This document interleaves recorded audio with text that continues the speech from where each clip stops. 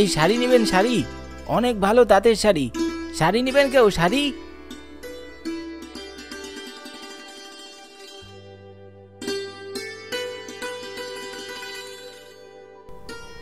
বাহ, আজ বেশ ভালোই শাড়ি কাপড় বিক্রি হয়েছে। 25টা শাড়ি নিয়ে বের হয়েছিলাম, 2টো শাড়ি ছাড়ার বাকি সব বিক্রি হয়ে গেছে। সামনে পুজো, তাই তো এত বেচে কিনা ভালো হয়েছে। এখন আর 2টো শাড়ি বিক্রি করতে পারলেই আমি আমার গ্রামে ফিরে যেতে পারবো।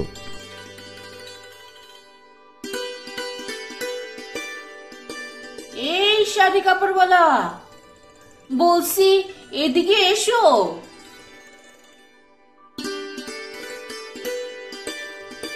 দেখি তো কেমন শাড়ি নিয়ে এসেছো। এই যে দিদি, দেখুন কত সুন্দর তাঁতের শাড়ি। এই শাড়ি দুটো আপনাকে খুবই মানাবে। তো দাম কত শাড়ির?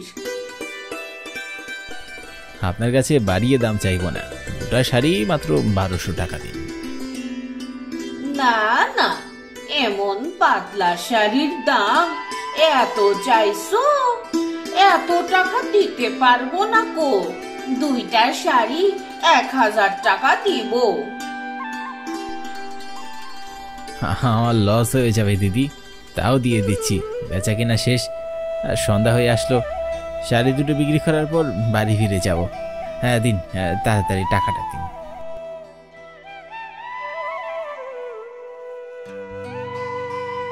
তো তোমার নাম কি শাড়িওয়ালা? কোন গ্রাম থেকে এসেছো? আমি বিমল, কুসুমপুর গ্রামে আমার বাড়ি। উমা, কুসুমপুর? সে তো অনেক দূর। বিকেল গড়িয়ে সন্ধ্যা হয়ে এলো যে, তুমি এখন বাড়ি ফিরে যাবে কেমন করে গো? আমাকে স্টেশনে যাওয়ার পথ দেখিয়ে দিন দিদি, আমি ঠিক চলে যেতে পারবো। কিন্তু আমাদের বিলাসপুর গ্রামে তো কোনো স্টেশন নাই গো দাদা। আর সন্ধ্যার পর আমাদের গ্রামে কোনো রিক্সা বা গাড়িও পাওয়া যায় না। মহিলাটির মুখে এমন কথা শুনে আমি একটু চমকে বললাম, ওমা, সে কি কথা? তাহলে এখন আমি বাড়ি ফিরে যাবো কেমন করে? বেশ ঝামেলায় পড়ে গেলাম মনে হচ্ছে। চিন্তা করো না দাদা, একটা উপায় আছে। এই পথ দিয়ে তুমি আরো বেশ অনেকখানি সামনে এগিয়ে গেলে একটা ফেরিঘাট পাবে গো। তুমি গাড়ি না পেলেও রাত 8টা নাগাদ একটা ফেরি আসে গো, সেই ফেরিতে করে যেতে পারবে। ওনার মুখে এমন কথা শুনে আমি খুব খুশি হয়ে গেলাম। সেখানে আর সময় নষ্ট না করে দ্রুত গতিতে ফেরিঘাটের উদ্দেশ্যে ছুটে চললাম।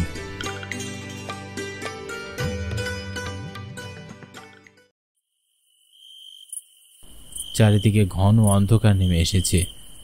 যে পথ দিয়ে হাঁটছি সে পথটাও স্পষ্ট দেখা যাচ্ছে না। হাঁটতে হাঁটতে কতটা পথ সামনে চলে আসলাম, কিন্তু রাস্তায় কোনো মানুষই দেখতে পেলাম না। আমি আবার ভুল রাস্তায় যাচ্ছি না তো? মনে সংশয় কাজ করছে। আরও বেশ অনেকটা পথ সামনে এগিয়ে যাওয়ার পর একটা সময় আমি ফেরিঘাটের সামনে এসে পৌঁছালাম।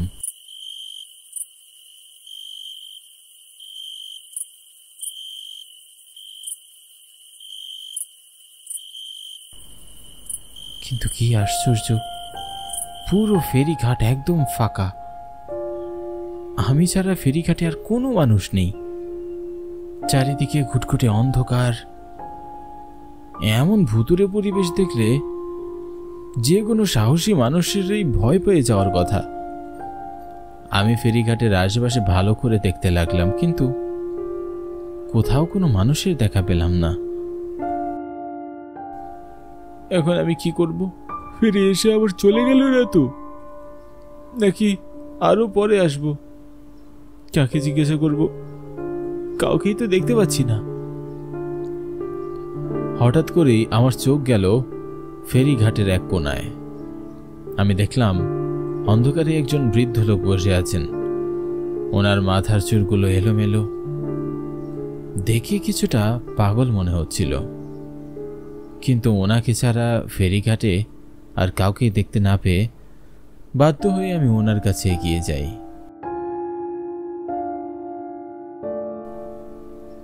চাচা, অনেকক্ষণ এই ঘাটে দাঁড়িয়ে আছি। রাতের ফেরিটা ঠিক কটা বাজে আসবে এই ঘাটে?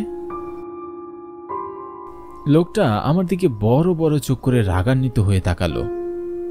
ওনার চোখ দুটো কিছুটা লাল ছিল।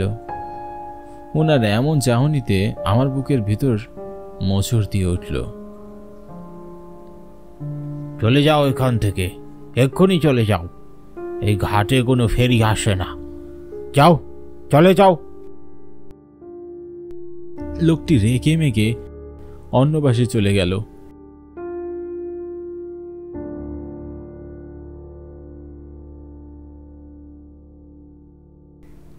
যা ভেবেছিলাম তাই হলো। লোকটা আসলে পাগল। কিন্তু আমার তো এখন আর যাওয়ার কোনো জায়গা নেই, তাই আমি এখানে বসে ফেরির জন্য অপেক্ষা করতে লাগলাম। অনেক সময় অপেক্ষা করার পর রাত যখন ঠিক 10টা বাজে, তখন পো পো শব্দে পুরো ফেরিঘাট মুখরিত হয়ে উঠল। আমার মন আনন্দে নেচে উঠল। অবশেষে আমি ফেরির দেখা তো পেলাম। একটা ফেরি ঘাটে ফিরল।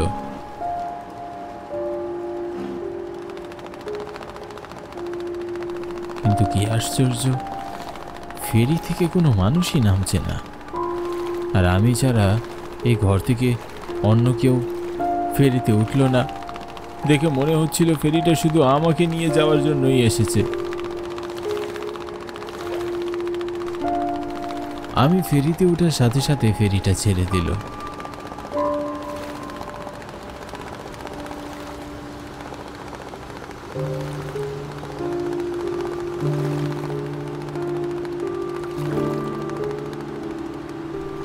ফেরিতে উঠে দেখলাম বৃদ্ধ, যুবক, নারী এমন অনেক মানুষ ফেরিতে রয়েছে।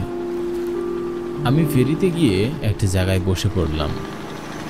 কিছুক্ষণ পর দেখলাম আমার পাশে অপরূপ সুন্দরী একটি মেয়ে বসে আছে। একটা মানুষ ঠিক কতটা সুন্দর হতে পারে ওনাকে না দেখলে হয়তো বুঝতেই পারতাম না। আমার ওনার সাথে কথা বলতে খুব ইচ্ছা করছিল, কিন্তু কিভাবে শুরু করব বুঝতে পারছিলাম না। অবশেষে সংকোচের বেড়াজাল থেকে বেরিয়ে পড়লাম। আপনার নাম কি? আর আপনার বাড়ি কোথায়? আমার নাম নন্দিনী। কৃষ্ণনগর গ্রামে আমার বাড়ি। এত রাতে আপনি কোত্থেকে ফিরছেন? আমি শহর থেকে গ্রামে ফিরছি। শহরে আমার মেডিকেল কলেজে ডাক্তারি পরীক্ষা ছিল। পরীক্ষা শেষ হতে হতে বিকেল হয়ে গেল, আর আজ ফেরি ছাড়তে একটু দেরি হয়ে গেছে, তাই তো এত রাত হলো। বাহ, বেশ ভালো তো। আমারও ডাক্তার হওয়ার অনেক স্বপ্ন ছিল, পড়াশোনায়ও বেশ ভালো ছিলাম। কিন্তু আমি ছোট থাকতেই অকালে আমার বাবাকে হারিয়েছিলাম। সংসারের ঘানি টানার দায়িত্ব এসে পড়লো আমার কাঁধে, তাই আর বেশি দূর পড়াশোনা করা হলো না। এখন আমি ফেরিওয়ালা, বাড়ি বাড়ি গিয়ে কাপড় বিক্রি করি। আমারও বাবা নেই। আমার দাদু আমাকে ছোট থেকে অনেক কষ্ট করে লালন পালন করেছেন।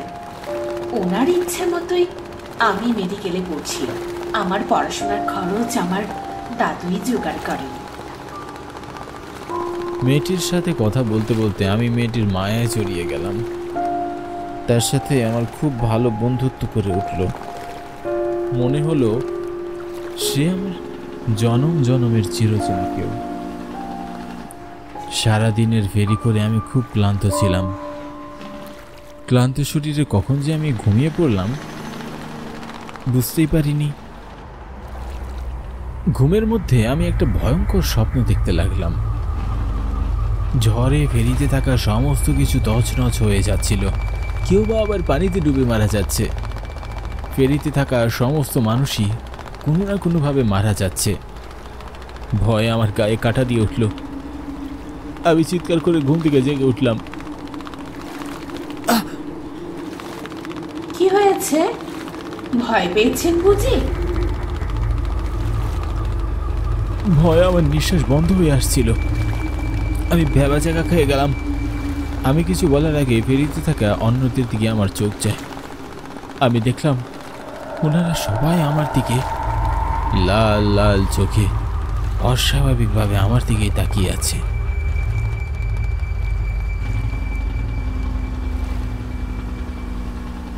ভয় আমার গা কেঁপে উঠল।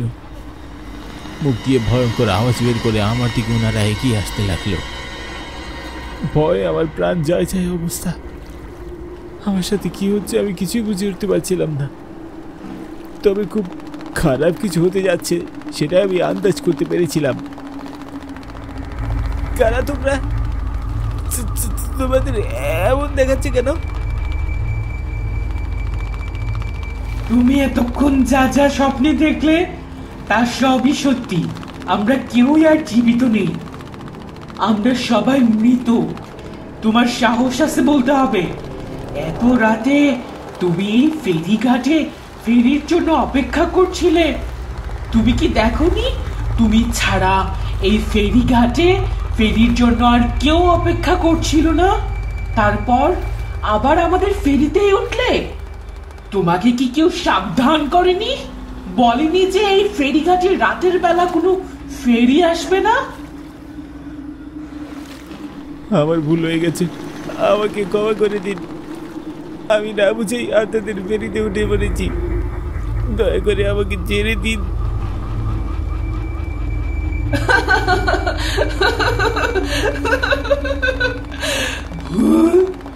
ভুল যখন করেছ তার শাস্তি তো তোমাকে পেতেই হবে। আর আমরা আমাদের এই ফেরিতে একবার যাকে উঠাই তাকে আর জীবিত নামতে দিই না।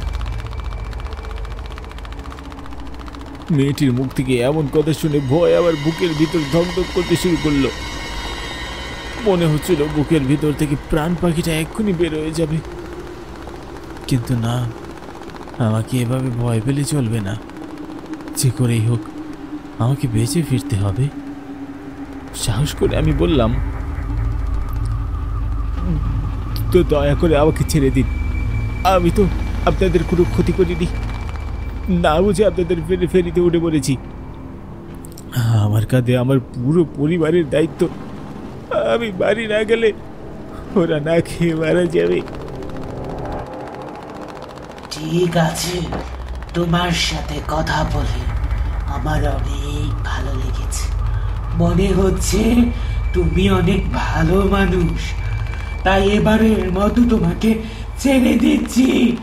কিন্তু খবরদার, আজকের পর থেকে আর কখনো এই ঘাটে রাতের বেলা আসবে না।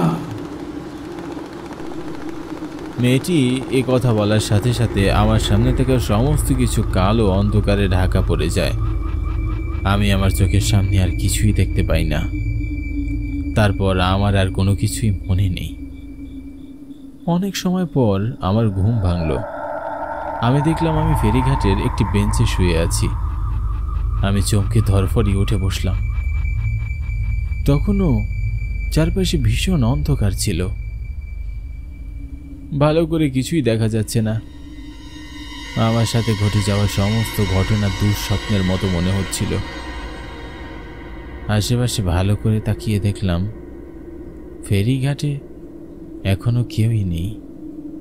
শুধু ওই ছেঁড়া কাপড় পরা বৃদ্ধ পাগল লোকটি আছেন। লোকটিকে আমার দিকে এগিয়ে আসতে দেখে আমি কিছুটা ভয় পেয়ে যাই। লোকটি আমার কাছে এসে গম্ভীর গলায় বললেন, আমি তো ওকে আগেই সাবধান করে দিয়েছিলাম, বলেছিলাম এই ফেরিঘাটে রাতে কোনো ফেরি আসে না। কিন্তু তুমি আমার কথা না শুনে বিপদের দিকে এগিয়ে গিয়েছিলে। কিন্তু চাচা, আপনি এত কিছু কেমন করে জানেন? আমি ওই ফেরির একজন যাত্রী। সেই দুর্যোগের রাতে মারা গিয়েছি। আমি এই ফেরিঘাটে মানুষের উপকার করার জন্য অপেক্ষা করে থাকি। যখনই রাতের বেলা কোনো মানুষ এই ফেরিঘাটে আসে তখন তাকে সাবধান করি। যারা আমার কথা শোনে তারা প্রাণে বেঁচে যায়, আর যারা আমার কথা শোনে না তারা নিজেরাই নিজেদের সর্বনাশ ডেকে আনে। এখন আর এখানে দাঁড়িয়ে দাঁড়িয়ে নিজের সময় নষ্ট করো না। যাও, এক্ষুনি তুমি এখান থেকে চলে যাও, আর কোনো দিনও এখানে ফিরে এসো না। আমি এই বৃদ্ধ লোকটির কথা মতো তাড়াহুড়ো করে ফেরিঘাট থেকে চলে আসলাম। সেই রাতটা কষ্ট করে আমি গ্রামের রাস্তায় কাটিয়ে দিলাম।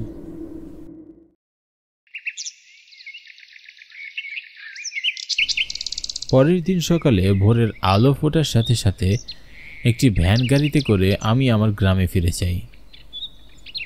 আজও সেই রাতের কথা মনে হলে আমার গায়ে কাঁটা দিয়ে ওঠে। সেই দিনের পর থেকে আমি আর কখনোই বিলাসপুর গ্রামে যাইনি।